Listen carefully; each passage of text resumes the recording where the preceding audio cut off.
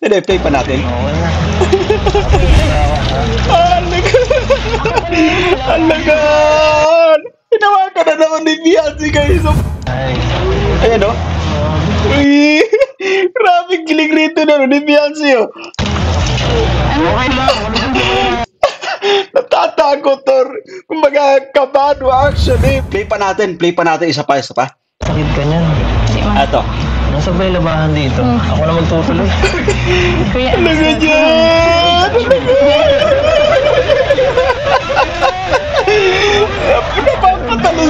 Napapatalon si Kuya Juan. Napaganda ng nagiging contribution dito ng KRT Boys. Na bagong kanta. Sa'yo? ano po? Hindi pa po tapos yung yung sa lalamunan ko. Babu. Marami ka sigurong kinain. Huwag masyadong magkain ng kung ano-ano. Ayun, mga matamis. Iwas muna. Saka huwag ka muna maglaba. Yuyi, naglalaba ka. Tapos nagbabagyo pa. Ako, magkakasakit ka niyan. Nasa ba yung labahan dito? Ako na magtutuloy. Alam mo, maganda yun maganda guys yung, alam mo sa, kumbaga, early part ng ng vlogs guys, napaka-importante yung nagpapakita tayo ng gilas syempre at concern ka concern ka rito syempre sa kay Beyonce. So, as usual, hindi pa rin tayo binibigo ni Kalingap Edu guys na alam mo yung mga simpleng banat lang. Simpleng, kumbaga, diga guys, no, sa dito kay Beyonce. Nakukuha niya syempre yung atensyon, no? But anyway, i-play pa natin dito guys. Huwag ka muna maglaba. Yuyi, naglalaba ka. Tapos nagbabagyo pa. Ako, magkakasakit ka niyan. Hindi man po. Nasa ba yung labahan dito? Ako na magtutuloy. Kuya,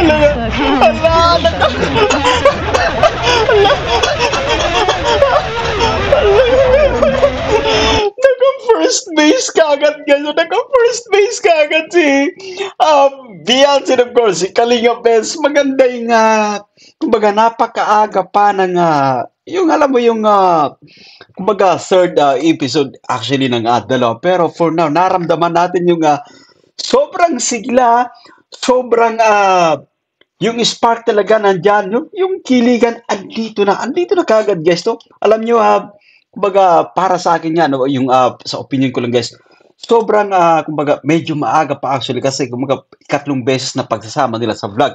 Pero ramdam natin yung spark guys, yung chemistry. Balik pa natin dito. Kasi, tawag dito, masarap sa pakiramdam kapag ganito yung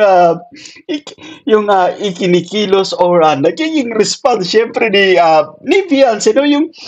Yung kabado na parang sweet sa sweet sa pakiramdam. Itong pinapakita rito ni Beyonce. Play pa natin guys ito. Isa pa. Dito, ako na magtutuloy. Kuya, Ito.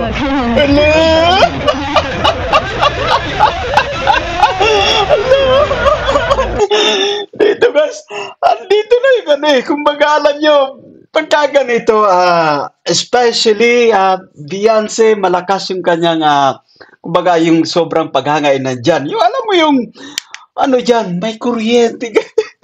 May kuryente dyan yan. Balik pa natin, no? Kasi, rin siya, naiiya siya, no? Kasi, lulusubin ni Kalingap Eds yung yung kanyang labada, guys. So, balik pa natin dito. But anyway, and once again, Kalingap Edo, no, uulitin natin, lumalabas yung simpleng galawan, pero yung impact sa atin, guys, siyempre, yung impact din kay Beyonce, no? Iba yung kumbaga, nararamdaman natin yung spirit actually ni Kalingap Edo, guys, no? Iba yung, kumbaga, yung nakukuha rin yung atensyon ng mga talagang, ng mga manonood, siyempre. But anyway, mas nakakatuwa yung nagiging reaction dito ni Beyonce, guys, no? Yan, isa pa.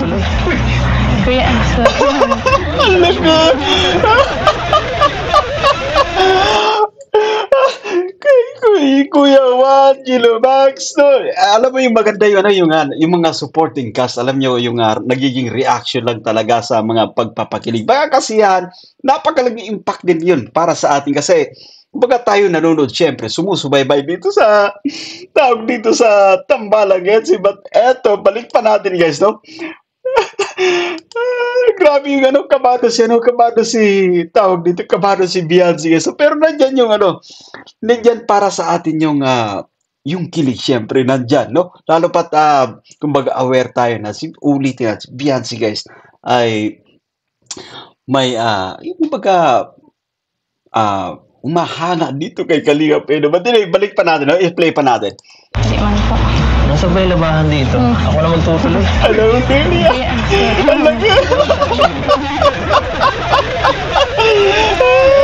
Kuya, wala papatalo na.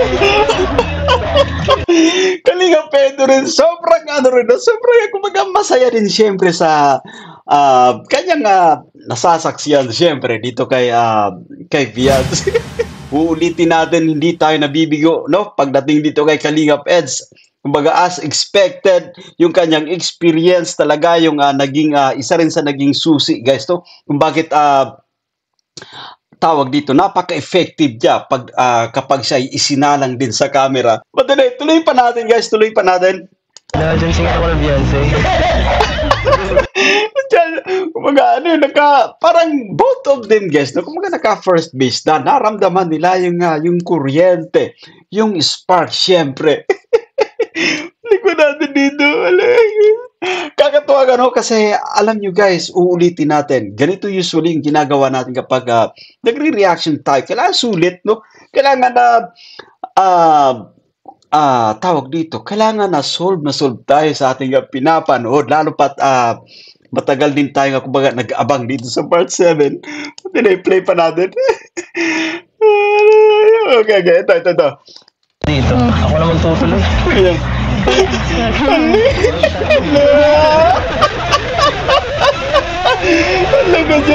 Alam mo kasi guys, no, dati kumbaga pinapangarap lang siguro ni Beyonce na kumbaga makita sa personal itong si Kalinga Peds to. At siyempre pa, alam nyo, kumbaga, yung tadhana ay hindi nagiging madamot para sa kanila. Nabigyan ng pagkakataon, siyempre, na kumbaga, sumama sa isang vlog at andito na tayo, no? Namit niya sa person at eto, nagka-first base pa. No, yung, alam mo yung paghawak sa kamay, guys, no? Alam nyo kapag ano mo lang sa kamayan or kumbaga sumagi lang yung kamay nyo sa isa't isa. Lalo pa dito, kumbaga, nahawakan siya ni Beyonce. Alam mo yung kuryente nandyan, no? Kaya yung nagiging reaction dito ni Beyonce, guys. Balik pa natin. Ito. Ito, balik. Ito, isa pa. Ako, magkakasakit ka niyan. Ito. Nasa ba yung labahan dito? Ako naman tutuloy. Ito. Yes.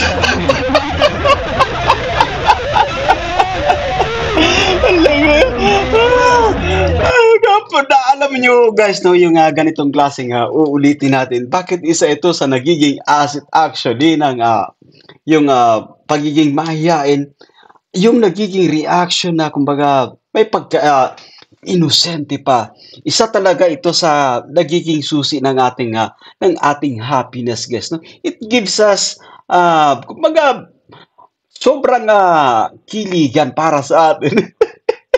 Anyway, thank you so much din sa KRT Boys. No, kumbaga nagdagdag ng kasiyahan. Balik pa natin, guys, no? Napakaganda ng ano rito, ng senaryong ito. Ano?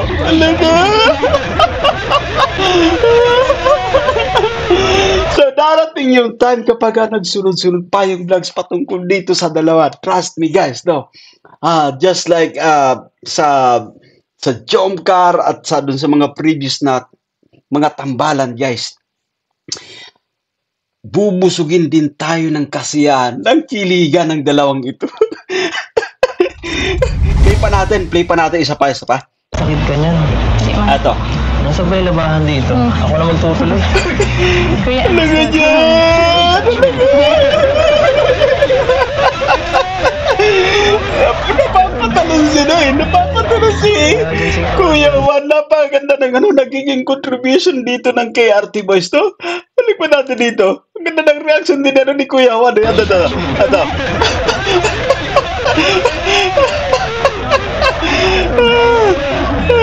Kalingap Edo ay sobrang saya niya rin, no? Kumbaga, ramdam niya rin siyempre yung spark nandiyan, no? Uulitin natin, guys, kapag mga ganitong klaseng eksena, yung kuryente, iba yung madarama niyo dito, guys, no? Lalo pa dito sa side niya, no, ni Beyonce, no? Uulitin natin, yan.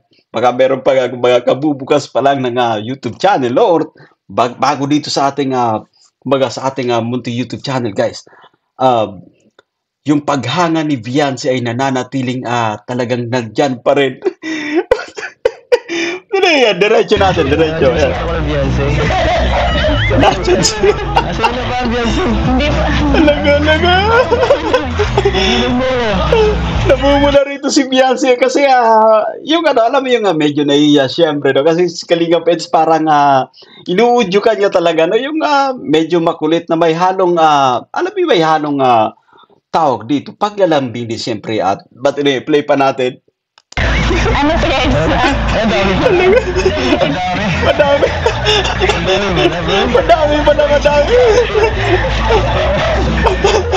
Mapapalaman. Papahinga na ba ako dito? Ganda ng ngiti ni Beyonce, guys. Napakaganda ng ngiti ni Beyonce. Balik pa natin. Ito. Papahinga na ba ako dito? Ito. Ano na ha? Alam nila pa na ng Kalinga Pedro. Ano ba ginagawa ko? Matindi, guys. Huwag na Matindi. po kuya Eds. Ako po maano.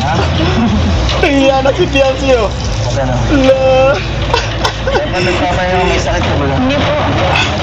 So maganda yung alam mo, alam nyo, guys, no, maganda yung ganitong klaseng yung aggressiveness syempre ni Kalinga Edo para yung magbigay sa atin ng entertainment at lalo pa si Beyonce na naghalo yung kaba, yung nandyan yung happiness actually, guys.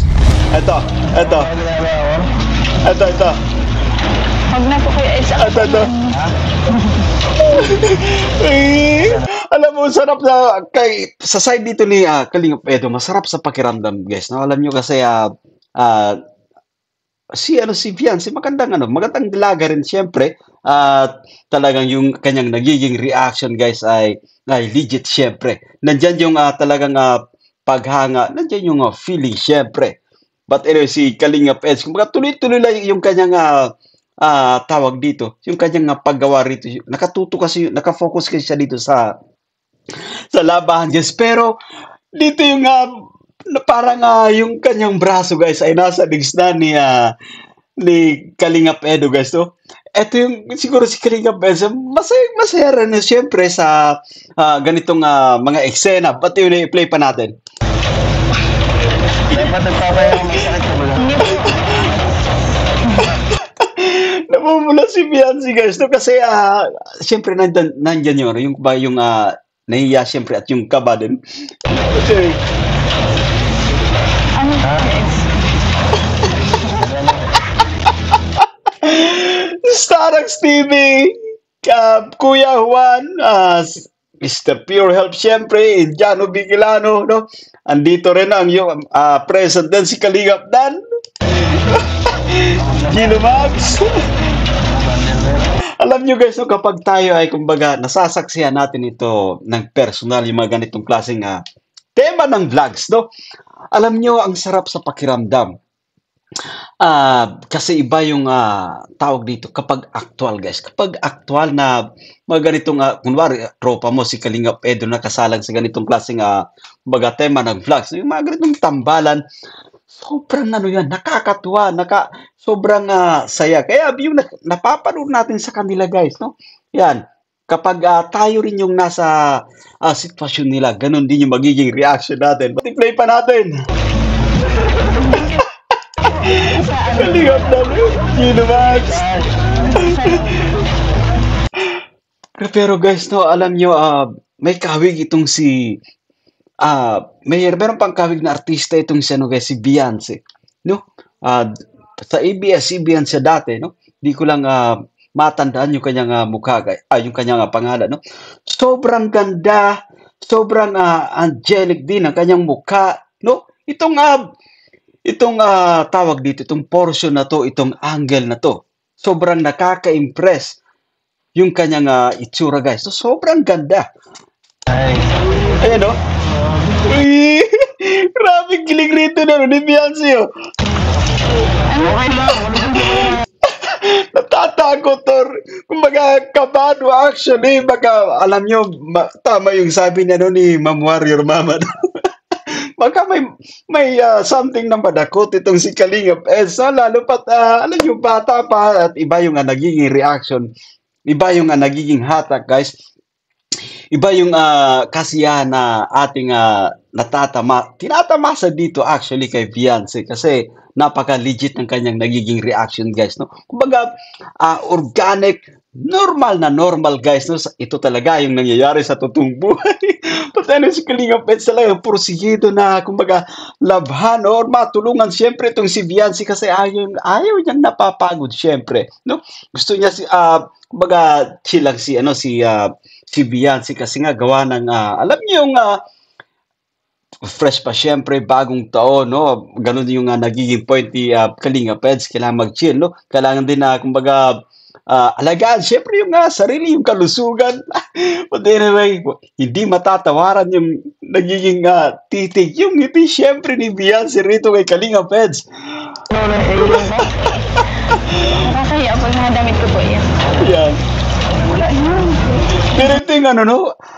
Nahihiya na sobrang ganda ng kanyang kumbaga facial reaction, guys, yung kanyang facial expression dito. Ito. Nakakahiya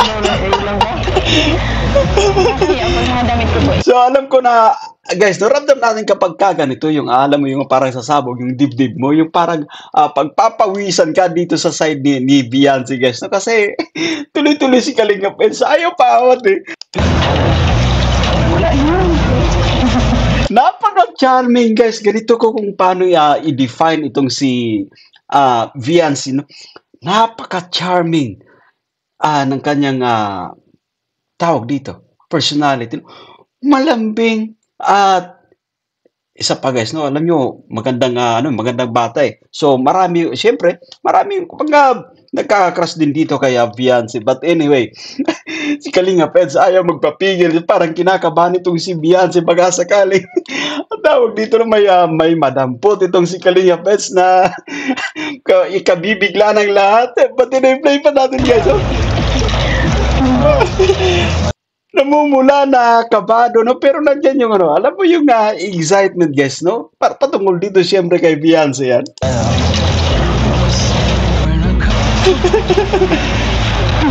Ayaw pa awat ni Kalinga Peds, tuloy-tuloy yung paglalaba. Hindi, play pa natin. Alagaan! Hinawakan na naman ni Beyonce, guys. So, iba yung rito, iba yung spark nandyan, at alam ko uulitin natin, guys, chemistry, mabilis lang kumbaga dito mag-gel patungkol dito, kasi Kalinga Pedo, uulitin natin, no, yung kanyang ability na mag-handle ng ganitong klaseng tema ng vlog. Uulitin natin yung kanyang experience, yung magiging susi para talagang mas kumbaga mas gumanda pa yung flow ng vlog patungkol dito sa dalawa. But anyway, yung nagiging reaction dito ni Beyonce, guys, no? Hindi matatawaran yung tawag dito, yung ating kasiyahan na nararamdaman. Play ba natin? Ito ba? Lumayan ka ni Beyonce, oh. Tuwag-tuwa siya, no? Tuwag-tuwa si Kuya Juan. Play pa natin, guys. Ito, hawakan yung kamay. Lagadala!